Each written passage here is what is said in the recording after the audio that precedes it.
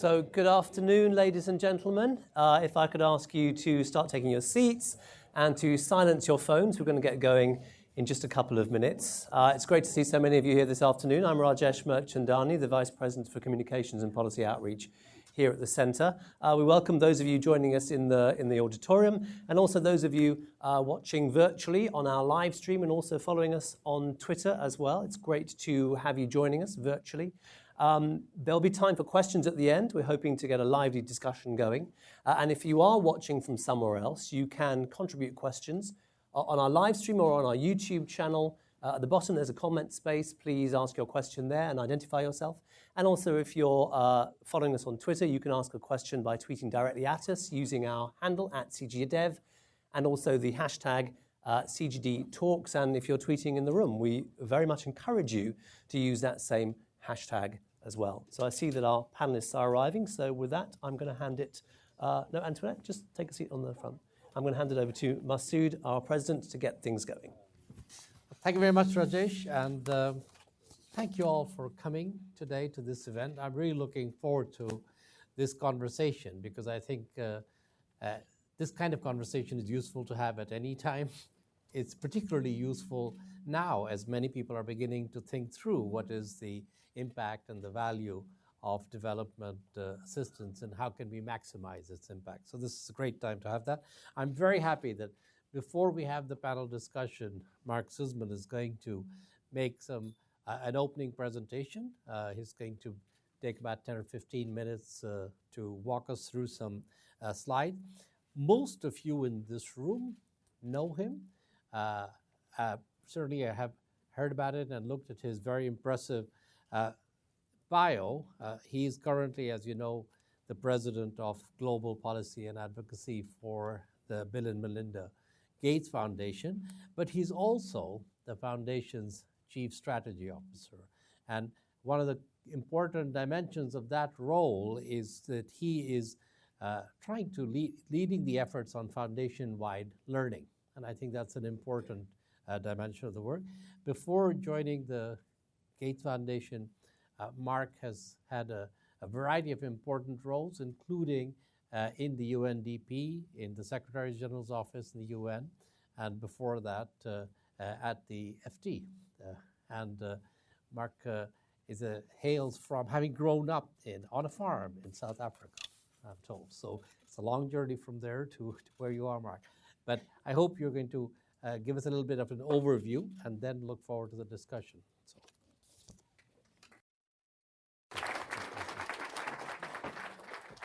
Great. Well, thank you very much, Masood, and thank you everyone for being here today. It's always a great pleasure to be back at CGD, and I remember in the earliest days when it was just a glimmer in Nancy's imagination to actually have a center that sits in Washington, D.C. that is dedicated to thinking about global development issues. And today's CGD really does play a principal role both in the development discussions here in Washington, D.C., but also globally.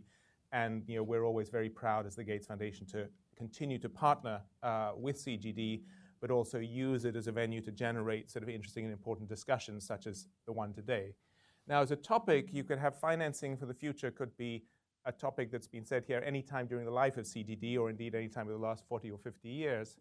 But and even at the time we scheduled this, we didn't realize it would be quite as timely as it might be in terms of some news that came in the proposed budget from the administration last week, which in a nutshell is proposing the deepest cuts to the State Department and the foreign aid budget that we've seen in recent times in the United States, and arguably in terms of the size of it at any one year-on-year shift as big as we've seen at any time, although there have been declines in other parts of the last 50 years, nothing quite as dramatic as the 28% that's being proposed now. And in fact, that 28% within the broader 150 account, which I'll come back to, actually probably hides a proposal of even deeper cuts to core issues of the kind of thing that the Gates Foundation works on and that many in this room work on, from agriculture to health and other related issues, because within the same account there are other slightly more protected budget areas, including support for Israel, embassy security, and related issues. So I bring that. I know CGD's already had a couple of very animated discussions around this issue in the last week or 10 days or so, so I don't want to dwell on it now, but just as context, it's a good forcing moment to think, what do we mean by financing, and what is financing in a 21st century context of development?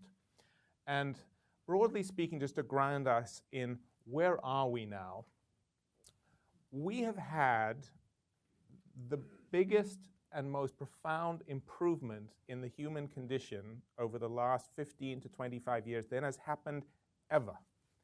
There are more people have been brought out of poverty, more children's lives have been saved, we've had greater reductions in maternal mortality, and we're saving lives against some of the newest and deadliest diseases. In this case, that's the number of people on antiretroviral therapy, and that's 2015 to 2016 number is actually 17 million.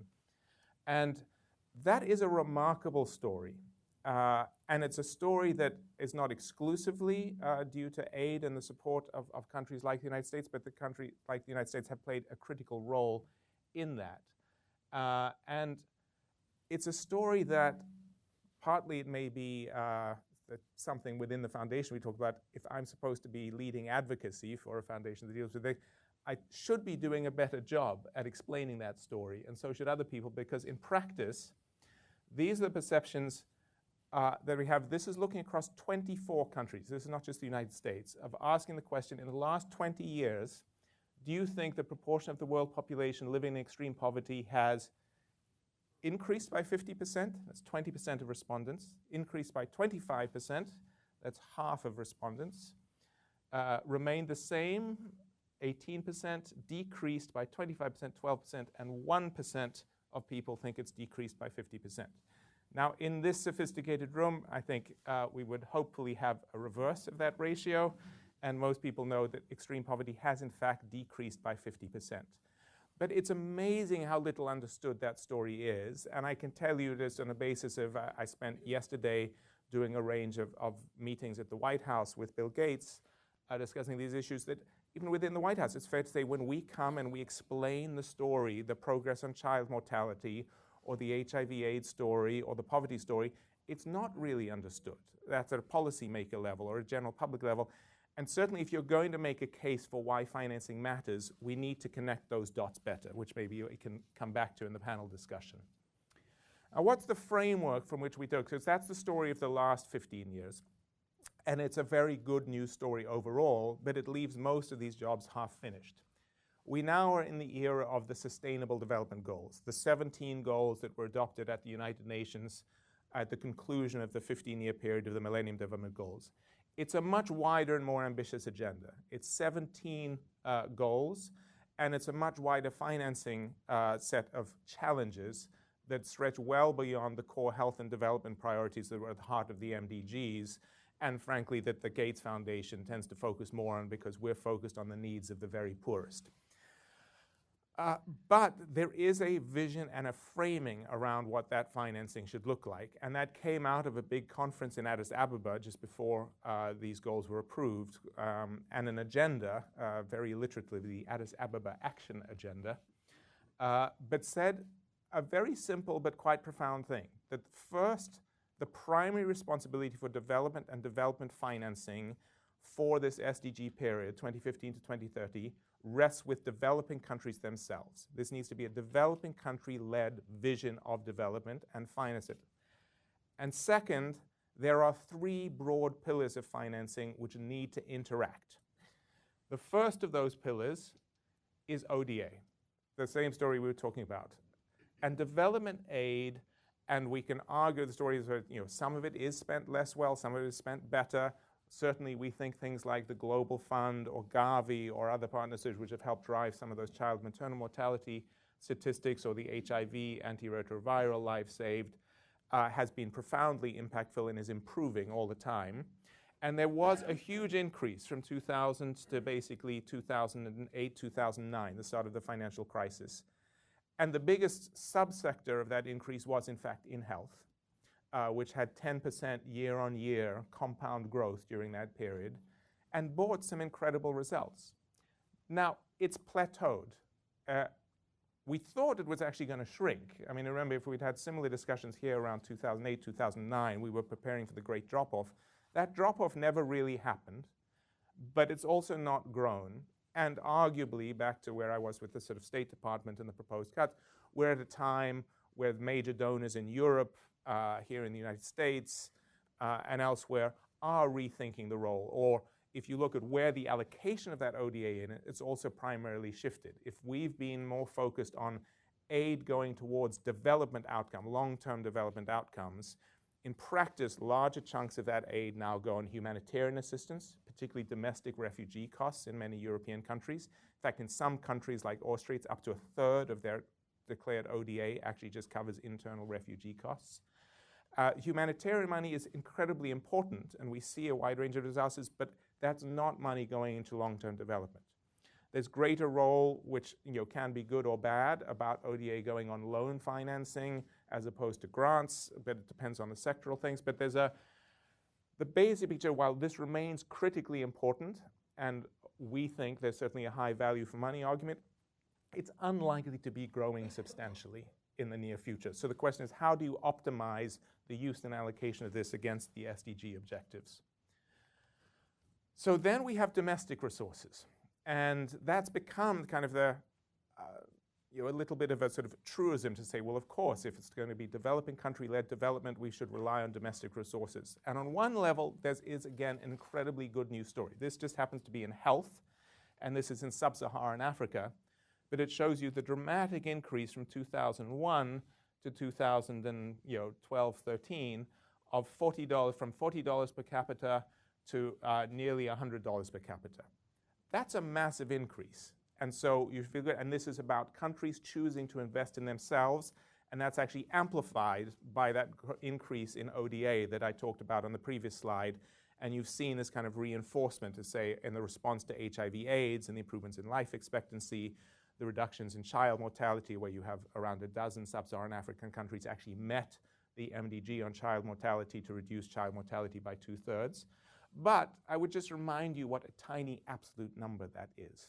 That's a great graph, but if you think about $90 per capita healthcare expenditure, that doesn't buy you an enormous amount of health, even in relatively low-cost countries. And so the resource gap in order to continue to drive down those health costs and efficiencies remains important.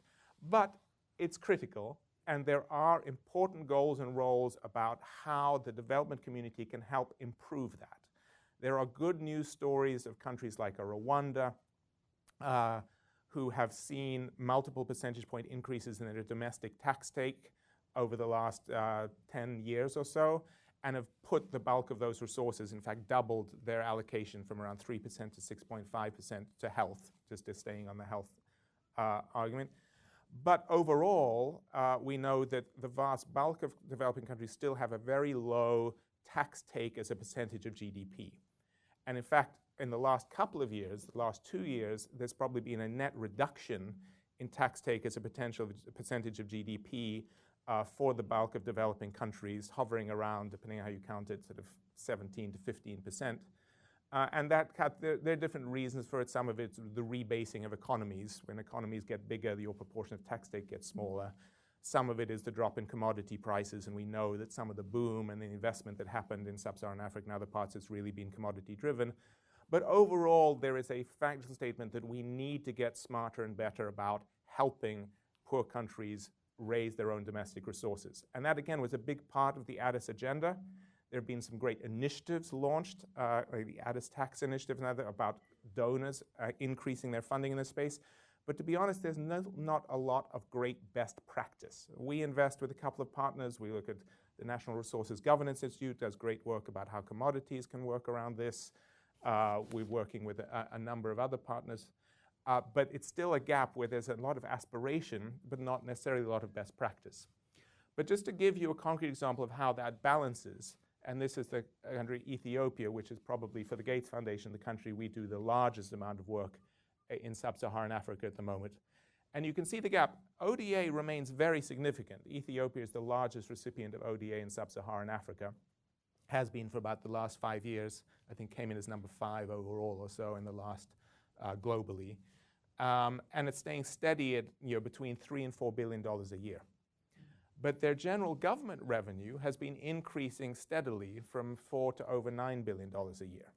Now, again, for a country of 100 million people, that's a very small amount of per capita expenditure, and Ethiopia remains an extremely poor country, but you can see the proportional allocation is shifting and continuing. And in fact, we've been working with the government of Ethiopia as one of the governments, we've been working on some thoughts on how they can improve their tax structure. And as an example, some analysis we helped them do showed that even for a very poor country like that, they'd actually had a regressive tax structure. The way it was doing was bringing very poor people into the tax net way sooner than they should, and they became net payers into a system rather than the recipients, and they've made some adjustments. So you can get both equity outcomes and you can get allocation outcomes. But that's the kind of trend we want, and we can take offline maybe the discussion, the debate about the Ethiopias and Rwandas and slightly more authoritarian countries compared to more democratic ones and what that balance is. But as a net financing question, this is the direction we want to go in, and we think ultimately leads to self-sufficiency. So, and this is self-sufficiency in action. We hope that agricultural development, and Ethiopia is again an example of much of its improvements in poverty reduction has been on the back of agricultural development as the primary engine, improvements in agricultural productivity, both in livestock and crops. And that is still for much of sub-Saharan Africa, but also large chunks of South Asia. For example, in India, a state like Bihar remains very predominantly rural. It's the second largest state in India and after Uttar Pradesh, and very poor. But these are the kind of engines we need to drive. Then the third leg of the stool, if you like, is private sector flows. And again, this has become a little bit of a truism. The notion of public-private partnerships as an engine to drive development has been a hallmark of any development conference I've been to for at least the last decade plus. By definition, they are all good things. We want to maximize private, and underneath it, there are real increases in private investment. So this is private sector flows into developing countries. And you can see the massive spike in the 2000s in the orange. So ODA has increased, up to that plateauing I was talking about. Private increases now far exceed ODA. And again, we know that. But underneath that, on the surface, that's a rosy picture. But the bulk of that goes to middle-income countries, not low-income countries. That the sectoral distribution of those private sector flows is overwhelmingly still into sectors like natural resources, where you have very high returns, but not necessarily big human capital returns, although there are links back to the domestic resource mobilization and how you can better use and draw on natural resource tax revenues. You also have a drive, linking it back to ODA, and lots of commitments that came out of Addis Ababa and since of donors, traditional donors, wanting to use private sector capital or blended finance more effectively to drive development outcomes. And again, that is definitely a very good thing. We at the Gates Foundation use, for example, a product called Program-Related Investments, PRIs, where rather than using grant money, we take equity from our balance sheet and invest it into private sector entities that have to have a charitable purpose. We're using tax advantage dollars for that, so we need to demonstrate legally a charitable purpose, but we're actually using private sector know-how, whether it's for products, whether it can be for volume guarantees. One of our most successful one has been working with several donor governments in Europe and the Children's Investment Fund to have big volume guarantees to drive down the price of contraceptive implants for family planning, which actually halved the price and has massively increased distribution because it suddenly becomes affordable for poor women. So you're using financial instruments in different ways to leverage private sector capacity and knowledge against development impact. But again, I would say that the rhetoric in this space far outweighs the reality of real, demonstrable, replicable projects that we know. And there are still massive information asymmetries in these kinds of markets. And one of the big challenges for financing the next phase is how do you capture that? How do you bring it into the lower income countries? How do you adapt it more into the sectors like health and agriculture, which give you much stronger social outcomes? Because at the end, and I'll use this to close and open it up to the panel, that if you like, and that phrase is for any of you who've come to visit the Gates Foundation in Seattle, that is a vision that is carved in stone on the wall of our building because it is the animating mission of Bill and Melinda Gates in setting up the, excuse me, the foundation, a world where every person has the opportunity to live a healthy, productive life. We know you need to have the smart financing wherewithal to help drive that through and drive those outcomes and ultimately make them sustainable. And I think even in the highly challenging political context we've talked about, and I'm happy to talk a little bit more again in the Q&A about what the ramifications or potential opportunities in the US are, because the US remains far and away the single largest provider of ODA and funders of critical partners like the World Bank and IMF. And I actually had some meetings at the World Bank earlier this morning around the role, for example, of huge pools of finance like IDA, which is still the biggest pool of concessional finance available. And there, too, we've got opportunities at this balance. A lot of our discussions this morning were around IDA now has permission to leverage a new $2 billion private sector window. What does that mean in practice? What kind of resource investments can be made to help drive these outcomes? And so I think pulling it back and saying, while ODA remains essential, and we and certainly the Gates Foundation will continue to fight and argue for why that is critical with governments, donor governments around the world, the real challenge of financing the future topic will be about how we link those three pools of financing: the domestic resource mobilization, the private sector flows, and the ODA that can both leverage that, but then also still fill some critical public good gaps, because there's always going to be a certain level of social outcomes and investments that require pure grant capital. That's, again, something that as the Gates Foundation we will do and continue to drive. But with that, let me sort of close this part of the session and call on my fellow panelists, and we can open it up. So thank you. Have a seat. Great, thanks very much, Mark. Our panelists are coming up. Many of you will know all of them already, but let me just run through very briefly who's joining us on stage. Just sitting down closest to me is Antoinette Sayeh, now a distinguished visiting fellow here at the Centre, of course, former director of the African Department at the IMF, and previously the former finance minister of Liberia. On the other end, Amanda Glassman, senior fellow, our chief operating officer, and formerly our director of global health policy. And of course, you met Masood Ahmed, our new president, joined us from the IMF at the end of January. Mark, thank you very much for your comments. I'm going to start by inviting our panelists just to give me a quick response, 1 minute each quickly, and then we'll get going. Amanda, do you want to kick us off? Well, I really wanted to underline Mark's emphasis on what we mean by good quality aid. First is that development financing obviously should achieve its stated goals, whether that's improving health or increasing access to electricity. That's one metric we should use to determine whether aid is working or not. And the second is that the very scarce resources that we have available be deployed in the most cost-effective way we know how. And last year, I just want to draw your attention to a book that we put together called Millions Saved. This is our flagship publication, where we look at examples that are rigorously evaluated, programs that are at scale, that combine public money, that government money that Mark showed, with aid at scale to improve health, even in the very poorest countries of the world. So there's that perception that aid doesn't work, and it doesn't work in the low-income countries or countries that are classified as having poor governance. And I think the at-scale programs in this book show that that's not the case. That is not the rule. So I just want to say one thing about a featured program there, the development and rollout of the inexpensive vaccine against meningitis A. That program, in 5 years, vaccinated 270 million people between Senegal and Ethiopia. It basically eliminated meningitis A as a public health threat.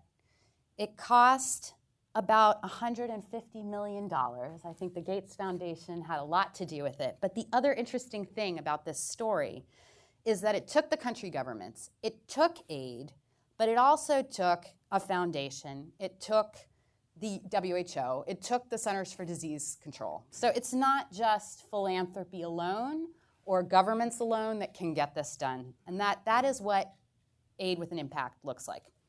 And I just want to wonder, what would it look like if the legacy of the Trump administration were to eliminate measles and polio from the face of the earth? Just to reflect, there used to be smallpox in the United States. It cost $400 million about, and some, to eradicate that disease. It saved 100 million lives at home and abroad, and it saved money in perpetuity for both the United States and partner countries, and it paid back the initial investment's entire costs every few months. That's a very good deal. That's what we should be looking for in our aid investments. Now, we also looked at things that don't work. Not everything works, we know that. So I'll invite you to take a look at that. But just to underline that we can make a difference with this kind of funding, but it is always that combination of funding that makes a difference. That's a tweetable moment right there. If the Trump administration's legacy was to wipe out measles and polio, everyone tweet it. Just quick. an idea. Hashtag CGD Talks. Masood, I'm going to save you to last. Antoinette, I'm going to come to you next. Just give us your thoughts on what you heard from Mark, first of all. No, I want to thank Mark, of course, for that excellent presentation. It's a lot to welcome there in terms of messages to share with the public that needs a lot more education about what has been achieved in the development area, and not, as Mark said, not just the public, but policymakers, especially in this country. I think currently that needs more education about what development has achieved. I think in conveying that message, it's very important to underscore that it's because these countries want development and growth that it's in fact happened. And that without that, aid would have achieved much less in the way of results. And it's important that in conveying the messages about what aid has done, we stress the importance of what countries themselves have done. And that message comes out in the domestic resource mobilization, how countries are funding more in terms of their own needs. But I think it needs to be even louder than we've made it. Certainly continue to do that. We all have a role in doing that. In my old job, my last job, I think we try to do a lot about conveying what sub-Saharan Africa had achieved in terms of growth and reform, but there's still a lot of work to do there. And clearly with questions around how countries are responding to the commodity price shock, there are questions about whether that commitment to reform continues in some countries, and it's good to talk about that as well. I just wanted to make a quick, maybe a few caveats to some of the points I otherwise agree with, but I made the first one about stressing the role of countries and what they've accomplished. I think it's important to look at the data on aid with or without debt relief, and I think when you look at it without debt relief, there's a less sharp uptake in the volume of financing than we see in the chart that was presented, I think. And so, of course, debt relief was important in giving countries the fiscal space to do more with their own budgets for financing their own development spending. But it was not a new aid that permitted them to do other things. So I think that's certainly important. On domestic resource mobilization, there again, true that countries have a lot more work to do. A lot more work to do and a lot of support that donors and others can give them in raising further their domestic revenues. But there has been tremendous progress, especially in sub-Saharan Africa, that has seen the largest increase in tax revenue GDP ratio since 2000. It's still low, 15% on average for those countries. But apart from a few countries, Nigeria, Zambia, maybe Botswana and a couple of others, all sub-Saharan African countries have seen an increase in their tax revenue ratios over that period. And that's coming down because of the commodity price shock in some countries, but it's still very much there, and countries have continued to make progress in a number of areas. Donors have a lot of work to do to support that and continue to support that in a way that really builds institutions, lasting institutions, not just give technical assistance that disappears after the report is delivered. So that's my final caveat, I think, is this issue of raising revenues in a smart way. Certainly we need to be conscious of revenues and the impact on the poor and how that is, how progressive are the revenue sources in these countries. But having said that, it's important to look at the package of both revenues and expenditures and assess progressivity looking at the total. There are times when it's just more possible for countries to raise revenues in ways that may not be by themselves the most progressive, but when you look at how they're spent, and if they're spent effectively and well, they can do a lot to decrease inequalities in these countries. Masood. Well, I think for me, the big message from Mark's presentation was that it was really about our failure to communicate. if you think about why is it that the facts that he put up about development outcomes and progress are so much at odds with the perception of people about what progress has been made. And I think we need to take responsibility that maybe we collectively, the development community, has become a little bit complacent about just assuming that people saw the good things that were happening. And as a result, along the way, we lost some people in terms of their understanding of the things that were actually happening in the world, the good things that development has shown us. So you said quite rightly, in the last 50 years, in the history of the world, we have never had a period of such enormous, widespread improvement in the living conditions of people. That is completely at odds with the perception of people about what the last 50 years has meant in terms of improving people's lives. So I think the first question for us really, and I hope we'll have a chance to talk about it a bit more in the panel, is not just why did we get here, but how do we address this issue? Because I think behind it is a sort of fraying of the consensus around development, around the effectiveness of supporting development. Second point I want to make is that I think it is important to distinguish between progress in development, outcomes, and the effectiveness of the ways in which we have supported those outcomes. So you come to Antoinette's point about ultimately it is in the countries that are most committed that you have seen the biggest improvement, sustained way. You cannot really achieve major sustained improvement in development outcomes unless you have commitment of the countries themselves behind it. And the second flip side of that is that when we have allocated our support in ways that are contrary to best practice, we haven't got the results we would have expected. And I think what has happened over the last 20 years, 30 years, is that the examples of where development assistance has not worked have become the dominant feature of the perception of effectiveness of development assistance overall. So this can be big examples. You can say, look, we've supported country X or something for X number of years, and look, we don't see the results. And sometimes there are reasons other than development why we're supporting those countries. So that's, we need to be upfront about that. And sometimes it's small examples.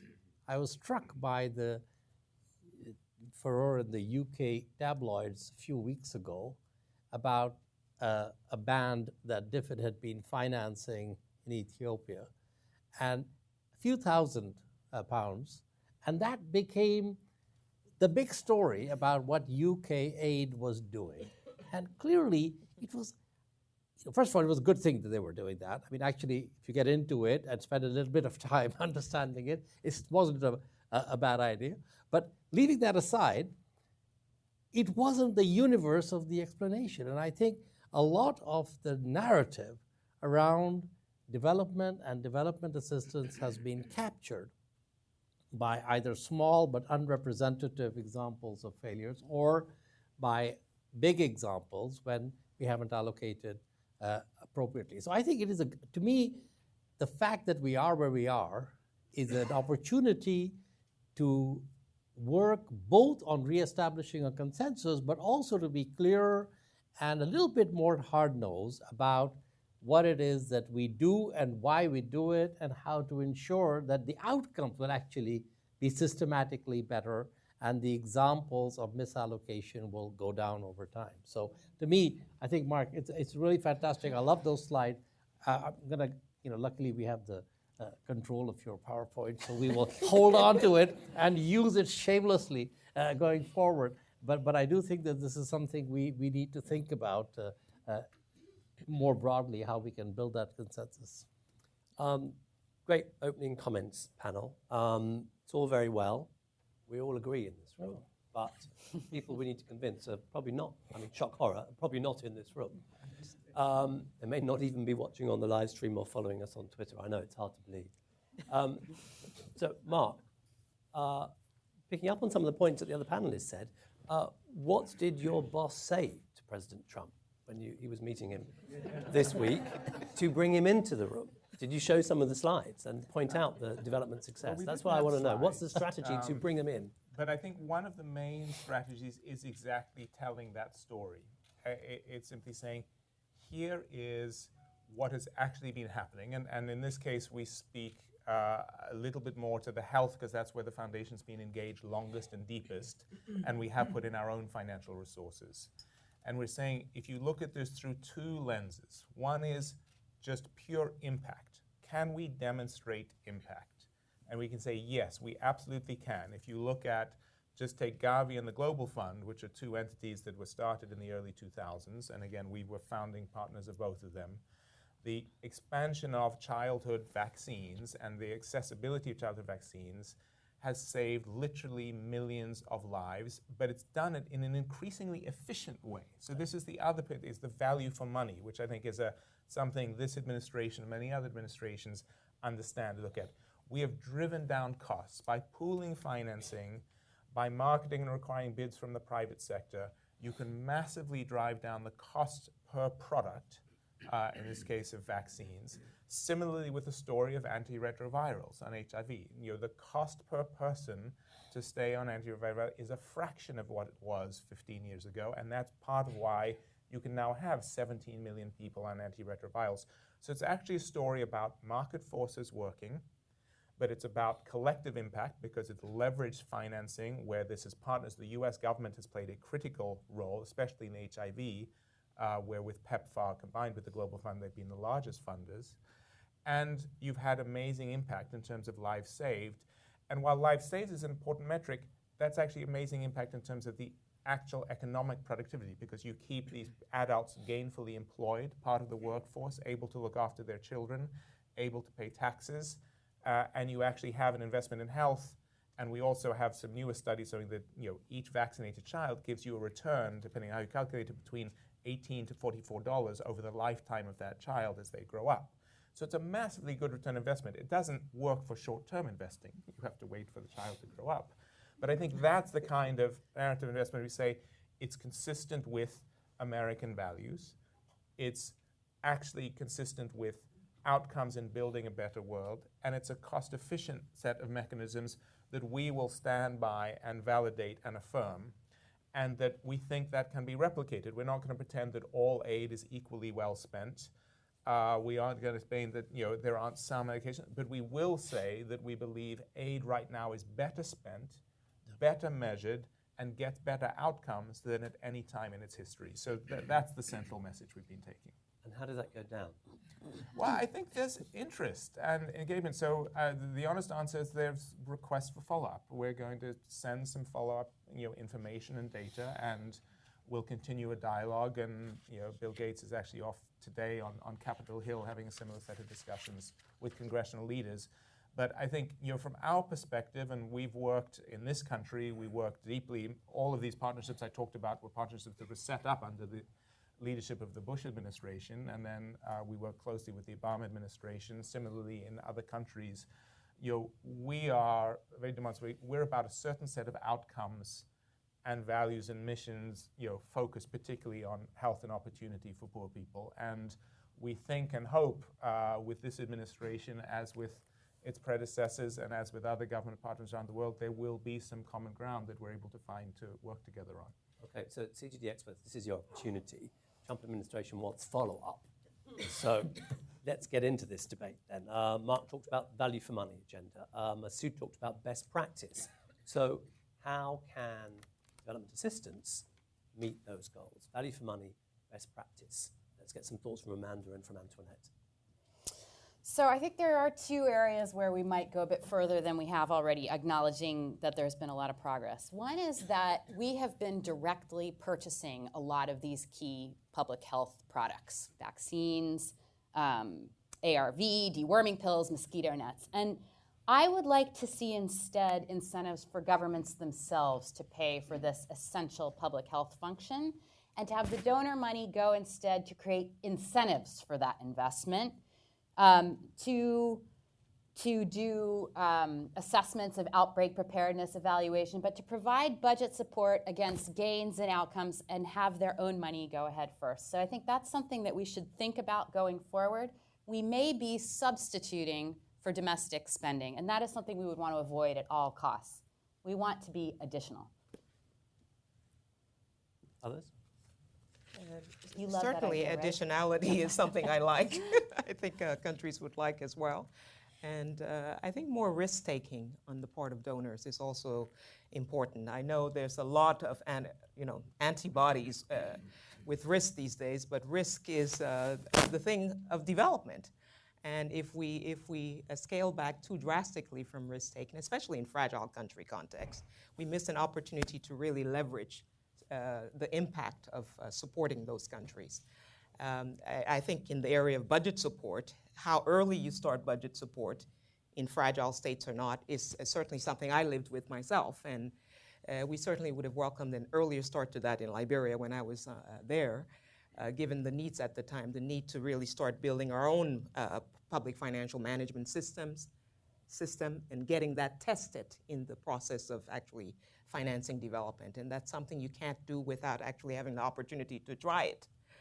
So donors can maybe focus that on sectoral interventions initially, but certainly channeling resources through the budget is extremely important. When you were finance minister of Liberia, Antoinette, what was your experience of international aid? What would have made it more effective, more transparent, or was it as good as it could be? A particular context, of course, Liberia, a very fragile state. At the time when I was there, just coming out of conflict and trying to restore basic social and political stability, macro stability, and all of the challenges of no capacity, huge external debt arrears to deal with, and trying to make results evident to the population quickly. And that's something that donors, with all the goodwill they had and willingness to devote more resources to Liberia, given the strong leadership of President Sirleaf and the team working with her at the time, but very difficult to change the ways that they worked at that time. Things have progressed a little since then, I think, in relation to how donors work with fragile states. But certainly all the procurement processes, all the ways that donors channel resources just around the government, outside of the budget, with very little information coming to us about what was actually being spent in our country. Certainly an issue to do better on. Better could be done in aligning donor interventions with the strategic priorities set by the countries themselves.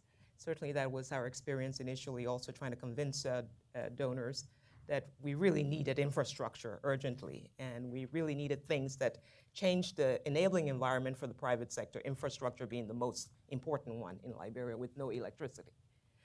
So those things were very difficult to do, and more donor willingness to actually take the government's priorities as what drives their interventions would have been really welcome. Sue, do you want to chime in on that point? Well, let me just add 2 points. I think one is that I think there are now a lot of examples around procurement practices that are adopted by different agencies, different countries, where you can identify the gains from moving to better procurement practices. And I'm not just talking about countries, but about development agencies themselves. And it seems to me completely inexcusable for us to keep finding reasons to postpone moving to good practice in procurement. I think you can get substantial gains in the near term. Second thing I'd say is that I get worried a little bit when the drive for accountability and trying to keep track of expenditures actually pulls you back from either using country systems when you need to strengthen country systems, or it pulls you into doing things which you can measure easily rather than the things that are more important, which would really have a much bigger impact, but it's a little bit less easily measured and tractable. So I worry about the move in a number of bilateral agencies in particular to try and do more and more of their work in areas which are easy to demonstrate how the dollar or a euro that they spend is having a measurable immediate impact, rather than investing in the systemic improvement that would ensure that the results would be manifold and more sustainable. So I think it's important for us to separate out accountability from this kind of very narrow bean counting.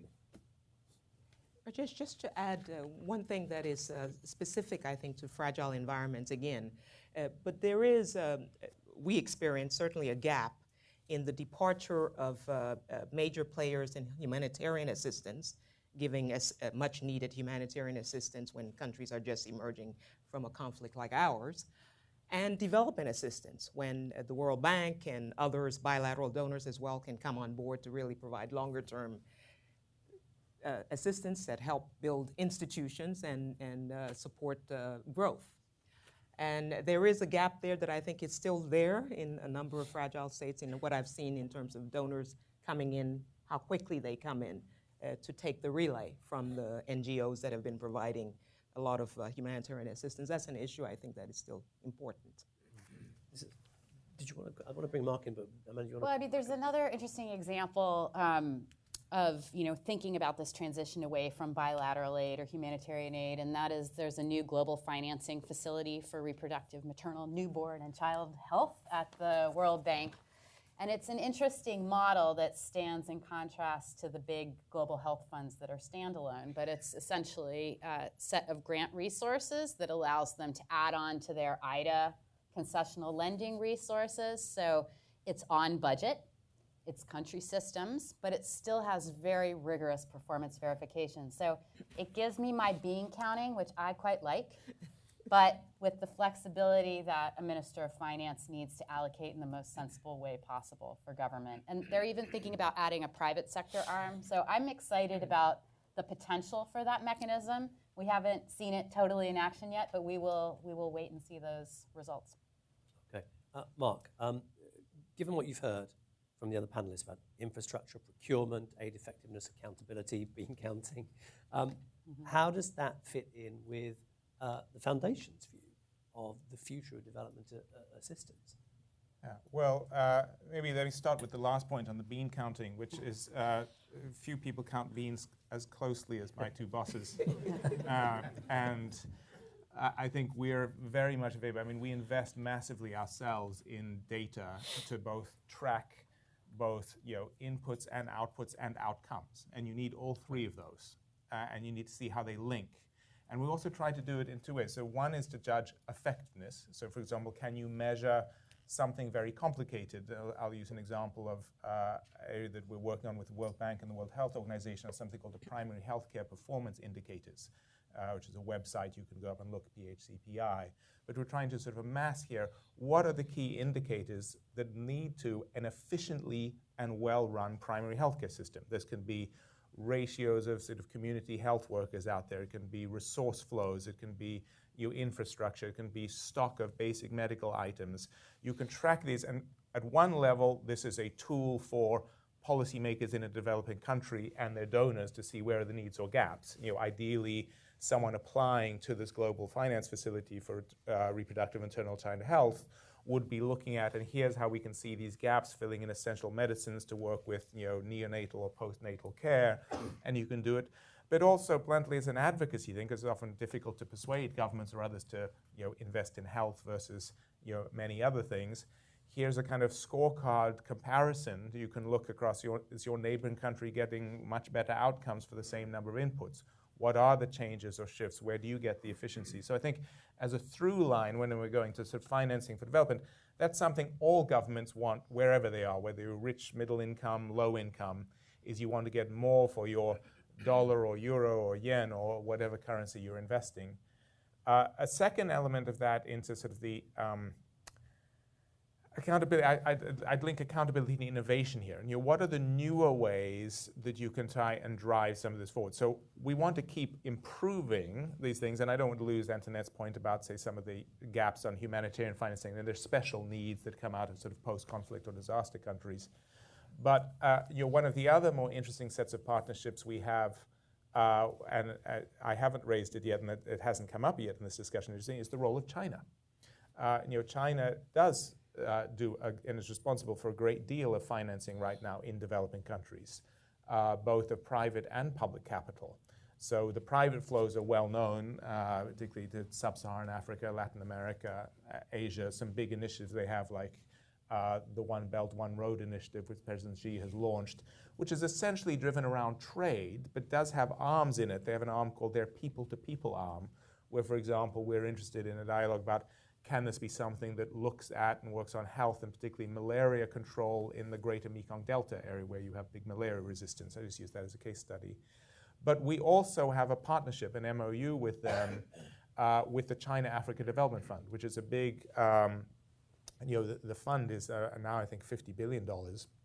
We have a sort of small thing where we're putting $100 million in, they will match it, and we're looking to invest in this case, Africa investments, so China, Africa, but particularly in the health and agricultural sectors, with a lens, because our money has to be attached to the charitable purpose. Sometimes that's a complicated discussion with our Chinese counterparts about how you assess charitable purpose or not. But I think it is an interesting of how can you align capital, in this case it's private capital into private area, that is actually going to have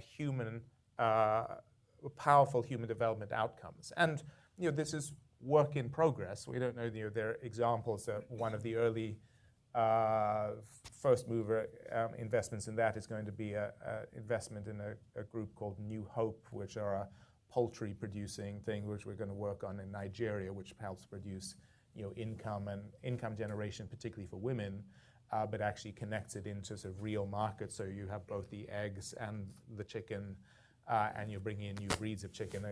I just use that more as an example. This is where you're leveraging aid money, if you can, or grant money, in this case philanthropic money, with investment money. This is China's investing it because the Chinese company wants a return, but is being subsidized by the Chinese government because they want to leverage bigger partnerships in Africa. And so there are interesting kinds of examples like that. And I think we don't want to go down any one route and say, this is the answer. I think back to Antoinette's point about risk, as in any area, you want to encourage experimentation. You want to encourage different models. Some of them are going to fail, and that's more challenging, again, for government money, which has to report back to accountability for taxpayers. That's, again, where groups like us can help a little bit on the risk-taking, because we can take slightly longer-term perspective. We can provide some slightly innovative financial instruments to help cover that. But I think that's where we need to drive. Just because you mentioned the chicken example, I have to also mention, there's been a lot of work on cash transfers as one modality in development aid that has not been tried at scale. We've had a number of events here with the head of Give Directly, which is a non-governmental organization. Obviously, the multilateral development banks have been very involved in cash transfer programs, and even taking natural resource rents and transferring them into direct cash transfers, as they do in Alaska. So this is something my colleague Todd has worked on. But I think we should use cash transfers as a benchmark to evaluate a lot of these other uses of aid money. Can we do better on health or on economic productivity or on women's empowerment, just giving a small amount of cash versus the kinds of heavy in-kind investment that we make? So I think that's another emerging debate in development that we should watch as we go forward. This is something that Chris Blackman has been writing about, chickens versus cash. I'm sure you would have seen it. We did see that. I can I'm not gonna ask you. recharacterize that discussion for those who want, because it was slightly misleading. You brought us into a really interesting area, which I want to focus on now. The SDG agenda, billions to trillions, is not going to happen through ODA. And there are real issues with the future of ODA in many major economies. So what happens if the aid dries up? And does it matter? Should we care? Because we've seen aid is a declining share of development finance. We have two people with their IFI hats on here as well. So let's get some views from the panel across that. Mark, I'm going to give you the opportunity to go. I can talk to these three any time. Yeah, so I'll try and be short and sort of widen up. But the short answer is absolutely it matters. It's still fundamentally indispensable because you do have massive public good gaps. There are market failures which will not naturally attract capital. So some of it, again, where the Gates Foundation invests heavily, is into research and development. That, why is there not way more money going into research for a malaria vaccine? Because the vast bulk of people who get malaria are in very poor countries, and there isn't a big enough market incentive for pharmaceutical companies to use their own R&D money. So we are the largest single investors in malaria vaccine research because we think to fill that public good, but we hope that there will be markets that could create it out of it. Some of the work we do on vaccines can create, and there are interesting examples on tiered pricing and things like that, where can you get incentives for private companies to make these investments because they will make some profits in rich world countries against which you can have more sort of royalty cheaper distribution in poorer countries. But especially in health, but not exclusively in health, I think there is a public good to that kind of grant capital, and I think it is important that it's grant capital, not even just very concessional financing.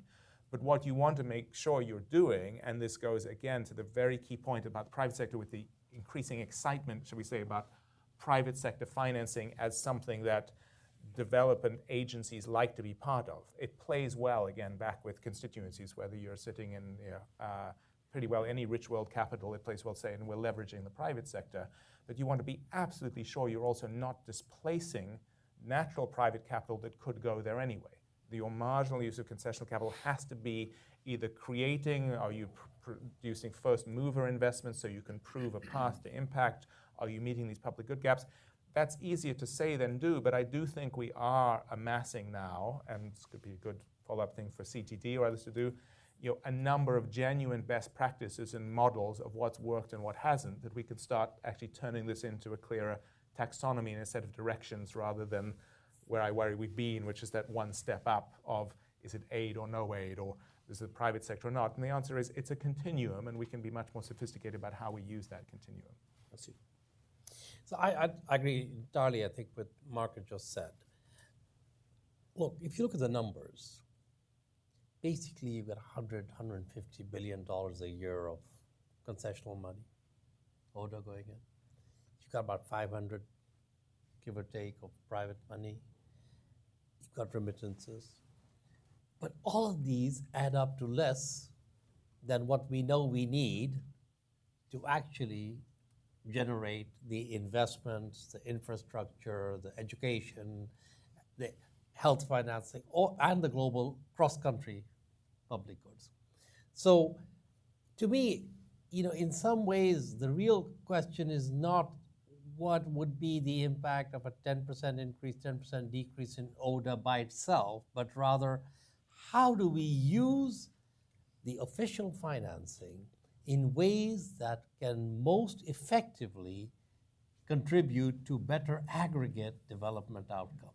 And part of that is focusing the official financing, ODA in particular, on the grant financing, on those things which we know will not be financed by somebody else. So, very clearly there.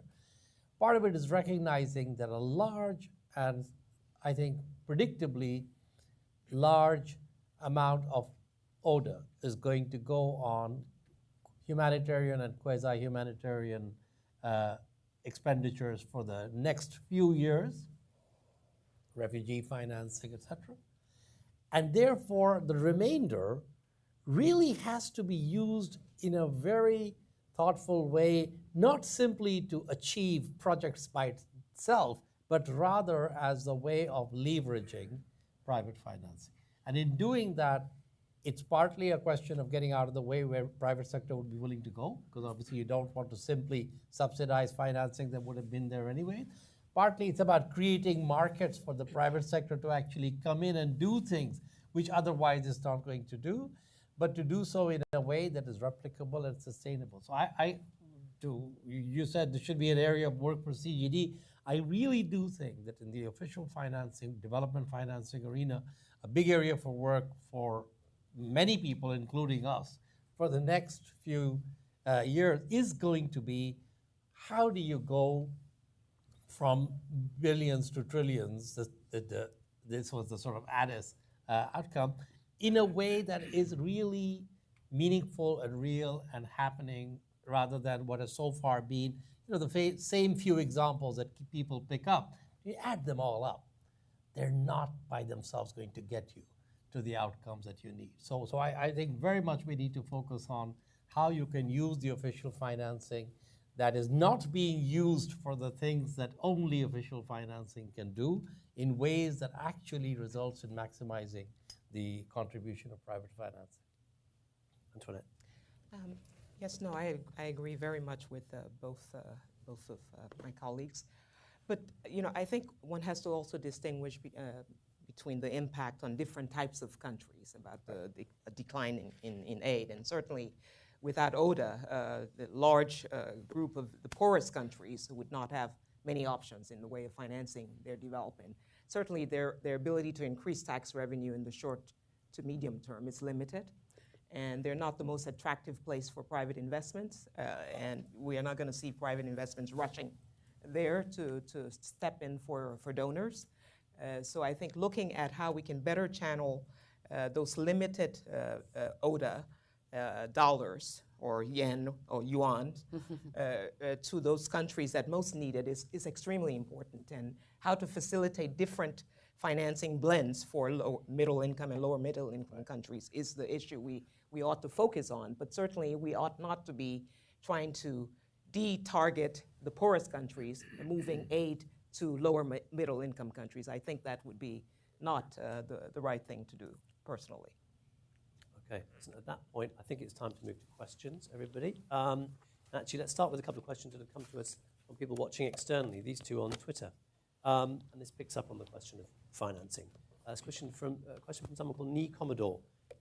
What would be the role of international private capital markets in financing in the future? I might get you to think about that. I'm also going to give you a second question to think about. This comes from Natalie Ross on Twitter. Actually, this is for you, Mark. What would you say to US foundations looking to invest more domestically as a result of the new administration? So 2 questions there. Maybe let's get some thoughts on the international private capital markets, first of all.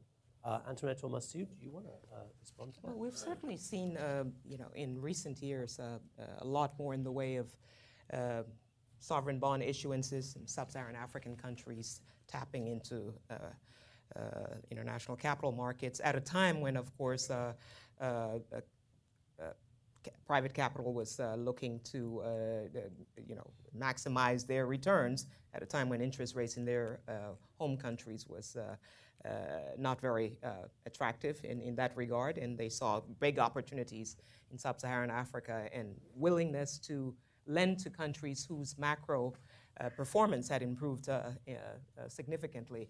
We saw countries rush to access private capital in ways that were not always helpful to some countries, not appropriately studying the risk of those sovereign bonds becoming a lot more expensive down the road. And we've seen that in a number of countries that are now seeing much higher interest rates, sovereign bond issuance that now has turned out to be very expensive for them. So one has to also be very careful about evaluating the likely evolution of the cost of private capital down the road. It may look attractive at one point in time, but may be a lot more difficult to manage down the road. Others want to pick up on that point? Well, I can maybe combine an answer to that to the other one. So, I mean, I think there clearly is a key role for international capital markets, and we would like to see a sort of more robust international capital infrastructure that services developing countries. But it goes exactly to the point I was making about a continuum of capital, that if you take the recent sovereign bond issuances by a number of African countries, Ghana, Nigeria, others paid very high premiums. I mean, you're getting close to 8, 9, 10%, and in the current interest environment, that's an enormous burden for a very poor country. And so if you're going to access capital markets at that area of interest, you should be using it for highly productive investments, economically productive investments that are going to generate a return. And that, again, is why it's so important to have access to these different pools of capital, because the more concessional financing should be in the lower return areas like some of the health or social sector spending, education spending, others, which are just not going to generate you 10% a year for anything unless you're going to very high income groups. And so being thoughtful about that linkage. We want to maximize all those pools of capital. I think there are ways to get greater transparency. We would like to get rating agencies much more dynamically involved in smaller markets because that's part of what drives down the cost of capital because it removes and sort of equalizes some of the risk factors. But you need to be very careful about that balance because the last thing we want is a return to the kind of debt crisis of the 1990s and have to go through another round of debt relief programs and so on, which would be a disastrous outcome.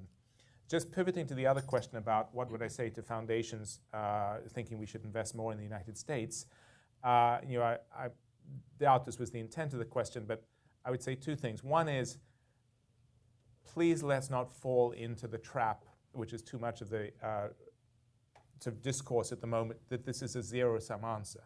Any dollar invested in the United States is somehow a dollar saved from the outside world, or vice versa. I think there is room for a continuum of kinds of investments because some of the types of work that you might do investing in poverty in the United States, for example, and we are right now sponsoring a very interesting initiative called the U.S. Partnership for Mobility from Poverty, which I'd urge those of you interested to go and look at. It's housed by the Urban Institute, and it's a panel of 25 very distinguished people from all ends of the sort of political and economic spectrum, trying to look at innovative ideas to regenerate discussion, whether it's about incarceration issues, whether it's about the changing nature of the labor force, whether it's about the narrative of poverty and of poverty of dignity. We think a lot of that work actually has some relevance and lessons for our global work. It goes back to that mission that we have at the foundation about every person should have the opportunity for a healthy and productive life. And so we think there is some continuum, and we can do both. Certainly we're sponsoring this U.S. partnership because that's a new area of work we're potentially looking at. But our biggest areas of work in the United States are actually in education. And paradoxically, while we work extensively on education here, especially in K-12 and post-secondary education, again, looking at the needs of the poorest, we don't, at this stage, do anything significant in education internationally. Not because we don't think it's fundamentally important, and in fact, we're doing some learning around it, but because we struggle to find the interventions that are going to be high-leverage interventions using our dollars. So for foundations who do have that advantage of using philanthropic capital and taking bigger risks, I'd encourage you to say, don't look at it as an either-or, look at it as a both-and. So do you want to make a point in time? I just want to say one thing about the private capital markets, which is, I think, unless you a company thinking about the private capital markets with the model that you want to pursue of your development financing strategy, you very quickly will run into problems. And the three problems are going to be, one, problem of borrowing money on sovereign balance sheets. That quickly gets you to debt problems or to issues relating to sustainability of your overall debt levels.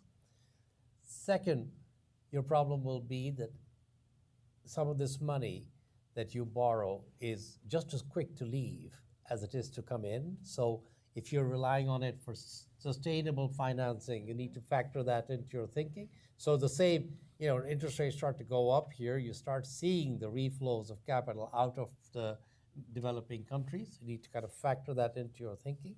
And the third thing is that if you don't want to do it on the sovereign balance sheets, and I think ultimately to have a real private sector role in the development process, you want to take it off the sovereign balance sheet because the sovereign balance sheet can only carry so much debt on it, then you have to focus much more on the regulatory frameworks to ensure that what you're putting in place for supposedly private financing for private sector projects is really being regulated, particularly in infrastructure, in areas where historically public-private partnerships that have been done well and regulated well have paid off in good outcomes. But when you haven't done the regulation, you end up with carrying public sector balance sheet risk for a return that is not justified. So I think I do believe that we need to move to a much more effective and stronger role for private financing and development, but I think we need to do it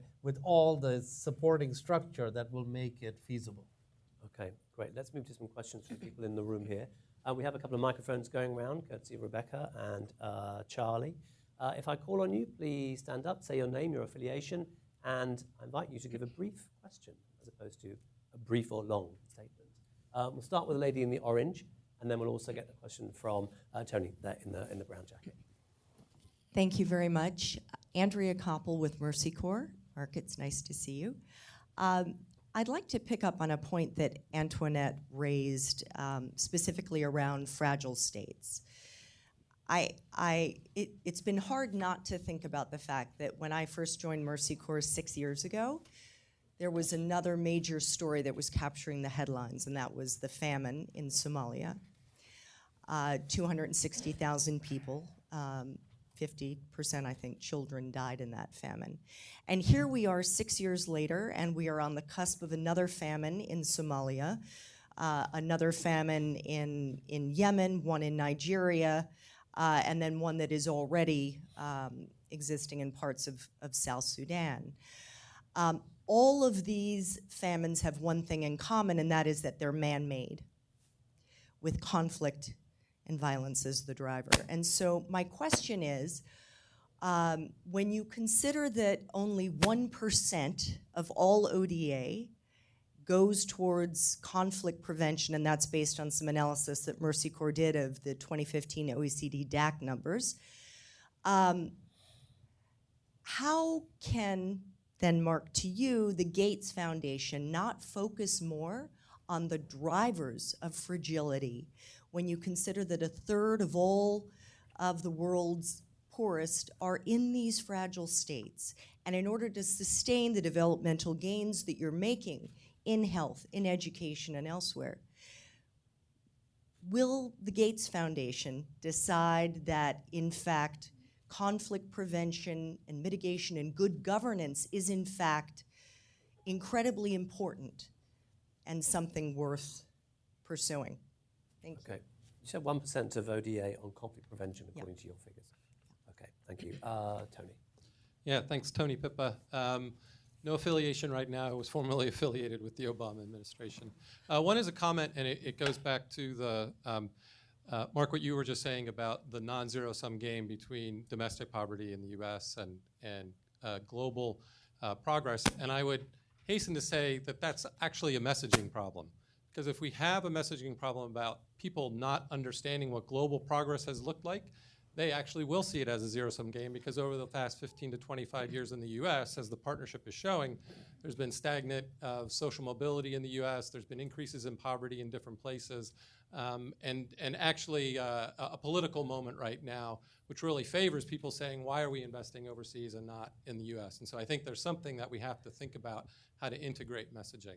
But my question is actually, I'm surprised that we haven't talked yet about two issues which at Addis actually were fairly contentious as we came down to the end. And that one was tax fairness, and the other was trade. And given the current political moment and what those things might mean for development in overseas, just would like to hear the panel's perspectives on where we go with that and what the future looks like there. Okay, let's actually get a couple of responses to that last question first, and we can work our way backwards, and we'll get some more questions. Mark, would you like to start? Yeah, so, well, Tony was in the negotiating room, so I wasn't, so he'll remember doing that.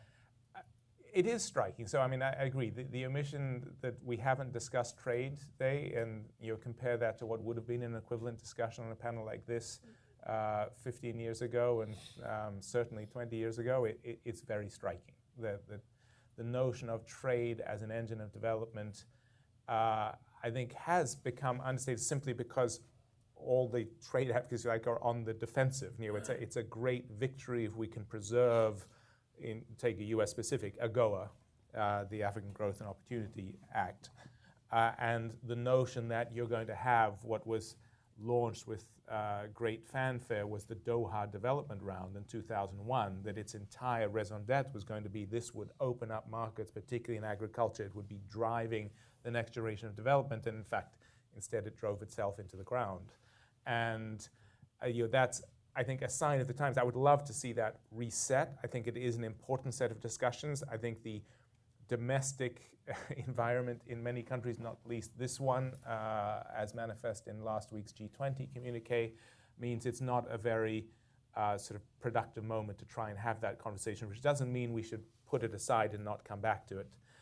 Tax fairness, again, which is also the notion of, are the right revenues going to the right place? Is there massive tax diversion? Should revenues go to developing countries from resources that are made within them? Yeah, actually there I think there is still some more work that is going on in real time. And as I'd mentioned, the Natural Resource Governance Institute, I just use that one because it's one we invest in. But there are a number of other places having those kinds of discussions. And what are the mechanisms that developing countries can set up for a sort of slightly fairer, how do you get your own sort of fair share of tax revenues? It got slightly messed up by the commodity boom crash, because suddenly you were having more sophisticated discussions at a time there was less commodity revenue to take. And then there's sort of wider issues about illicit cash flows and taxes and so on, which I think need to remain. They're technically still on the G20 and other agendas, but are worth talking to. I don't know if you want to let the panel also address that, and then I come back to Andrea's comment on conflict prevention, or if you want me to take that one now. Anybody else has comments to make on that question about trade? No, I think. Let's move on.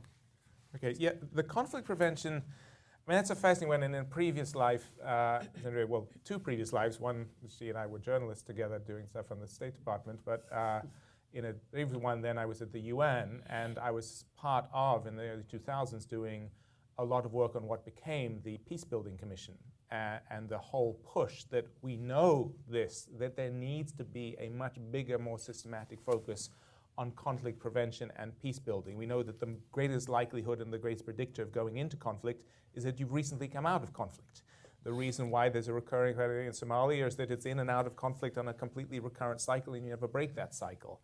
Antoinette has lived versions of this in her home country. And yes, is that a massively underinvested area for the sort of global public goods, and not just the development community, but the security and development community, because the long-term savings to security, for UN peacekeeping, for disaster relief, it's nuts that we invest as little as we do around that.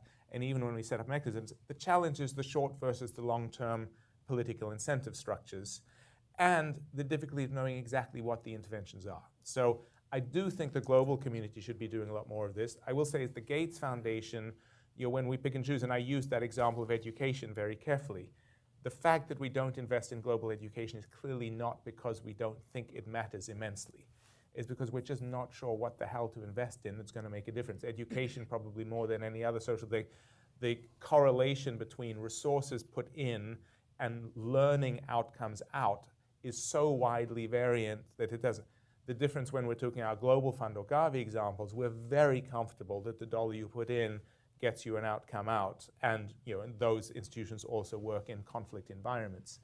And similarly in conflict prevention, I think we just have a very healthy humility about our capacity. We try to pick a few areas where we feel we can develop and own some quite deep technical expertise, and when we speak and act on those things, we feel we have a relatively high degree of confidence. So for example, when we go to the White House and say this is why you should invest in this, we feel very comfortable. And on that one, we're just not sure we're going to have a comparative advantage. But we absolutely agree with your underlying point that it's systematically underinvested, and there should be greater attention given to it. But Mark, I have to ask whether that level of confidence that you require for your investments don't make you equivalent to the private sector almost, in terms of the risk you're willing to take. Well, it depends how you define risk, right? So it does depend on how you define it. If you go back to it's a legitimate debate, so I'm not going to, but if you go back to my notion of global public goods and research and development, my malaria vaccine example, we have invested literally hundreds of millions in some failed attempts to find the malaria vaccines. We've come close. There's this one called Mosquitorix RTSS, which is like just almost the worst possible things. It's partly efficacious at a very expensive route. Do you develop it further? Do you not? How do you look at it? Those are risks. Those are calculated risks, and we're expending a lot of money, but we know the model within which we're operating, and we're filling a gap that no one else is taking that kind of risk. So in these types of issues for sort of governance, conflict prevention, what to do in post-conflict states. Education. Well, in education we are doing a learning initiative, so we have something actually underway again, trying to take another look at that and seeing, are there some gaps? And particularly in this case, we think that another thing we haven't talked about, but the growing ubiquity of smartphones and digital inclusion has now reached, I think it's the hype far exceeded the reality for a long time, but we're about to hit some of the critical mass where there are some potential tools around education and so on that might make this a kind of breakthrough technology now in a way that wasn't true a few years ago, and that's the kind of thing we're looking at. So, but again, in each case where we're pushed from our co-chairs is always to follow through. If you can come up, governance is a good phrase, and we do some investments such as in the National Resources Governance Unit, but if we have some good, clear interventions and we're very confident the outcomes are plausible, absolutely we'll invest in them. But remember, a trade-off of any dollar we invest in that is a dollar not put into the global fund to put another person live on antiretrovirals. And it's slightly apples and oranges, but we've got to draw lines somewhere, and that's where we choose to draw them. I mean, just to say that there's a very interesting experiment happening in Liberia right now about contracting, as they have done in the health sector, with private education providers and looking at, that's a researcher that's based here, they're looking at the Bridge Academy's experience. So there is a growing body of what works information in education. And I hope, there is actually a Millions Learning book over at Brookings that tries to follow some of the ideas that we did here in Millions Saved. So I think there is a growing space. Also, in conflict prevention even, there's some initial interesting things that are happening at the MDBs on citizen security, on preventing reincarceration. So that there's a growing body of evidence, and maybe it's also our job to highlight that and bring attention to that to funders. Okay, I'm going to pick up a couple more questions from the room. I have one more on Twitter, which actually follows up on the points we've been making on conflict prevention and governance. This is from Joel Wiegert, who says, do the types of financing on the capital continuum have varying degrees of impact on governance? Could they? And then there was a question at the back. Yeah, this lady. Good afternoon. I'm Lois Pace from the Global Health Council. My question is around coming back to the budget that was released last week, or the proposed budget. There was some language in there around strategic countries, or maybe countries of strategic importance. And I think there are many of us who have a take on what that means, but I'm curious to know how each of you would interpret that. And then also, if asked by the administration, how you might guide them in answering that question. Thanks. If only. Okay, panel, let's get some responses to that first question first that came in on Twitter. What are the types of financing on the capital continuum? Do the types of financing on the capital continuum have varying degrees of impact on governance? And then we'll get answers to the question from Lois. Masood. So I think that the way I would look at it is that both the different kinds of financing require different kinds of governance arrangements to be effective, and can be organized in ways that have good or bad outcomes on governance. So, in any kind of financing, you will find examples where it was organized and delivered and structured in a way that it helped to reinforce better governance, or the other outcome. And so I wouldn't see it so much as, that there's a well-defined path of different governance implications of different kinds of financing, but to say you have to take into account the governance implications of how you do any kind of financing, but they're going to be different for the kinds of financing you have on board. So that's what I would, that's the way I would look at it. Any others on that? Well, maybe just two quick points. One is there have been some quite interesting experiments underway with analysis, most notably the Millennium Challenge Corporation here in the United States, which explicitly tried to put in a series of governance indicators and measures as a sort of condition of it. And there's been a lot of analysis of how well that's worked or not. I certainly think it's been an interesting model, and it's worth looking and continuing to explore how and where slightly conditionalities like that around governance indicators can have a benefit, and I think in some countries they certainly have had, and in some there have been compacts that have been broken off because of challenges. The second bit I'd just do is maybe just do a caution around how you define governance is such a broad and elastic phrase. So you can talk about democratic governance writ large, and there is a significant amount of resourcing money that goes into helping support elections and election results and challenges. And I think that's important, and you can have, again, quite good debates about how and when in post-conflict societies an election can be useful or actually challenging. You can have a sort of second layer down, which is probably a little bit more where we focus again, which I would call, if you use another phrasing, it's accountability for optimal service delivery. That's governance. Ultimately, does the national allocation into the education system or the health system that's done at a federal or national level, does it go to the state level? Does it then reach the school? Is there a measurable output? Do the textbooks get there? Do the drugs get there? That's a form of governance and accountability back. And there I think there are, again, forms of financing and measures that can enhance that. And there's probably a little bit more progress in that space in the last decade or so than in others. No, I was just going to very much agree with what you said, and just to make the point that, part of the shortfall, I think, in terms of private financing and what it can accomplish is this, I can't believe I'm saying this, but this lack of conditionality, which can be very helpful. Conditionality, strategic and selective, can make a difference. Twinning it with financing can make a big difference in country circumstances, can allow reformers in these countries to actually carry the day sometimes.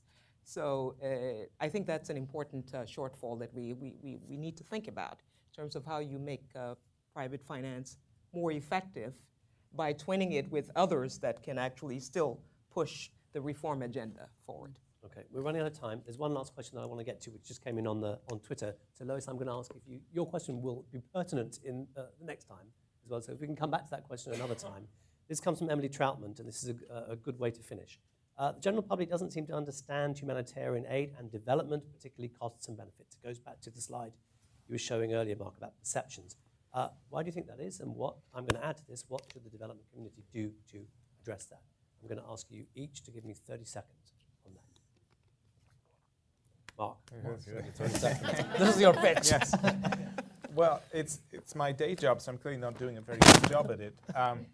But some of it is just the human stories. I think, Masood's anecdote about the so-called Spice Girls of Ethiopia, which actually was a great group doing some very interesting awareness raising for adolescent girls. It's high five, but it becomes immediately pigeonholed and understand it. Everyone can get it. My God, that's a waste of money.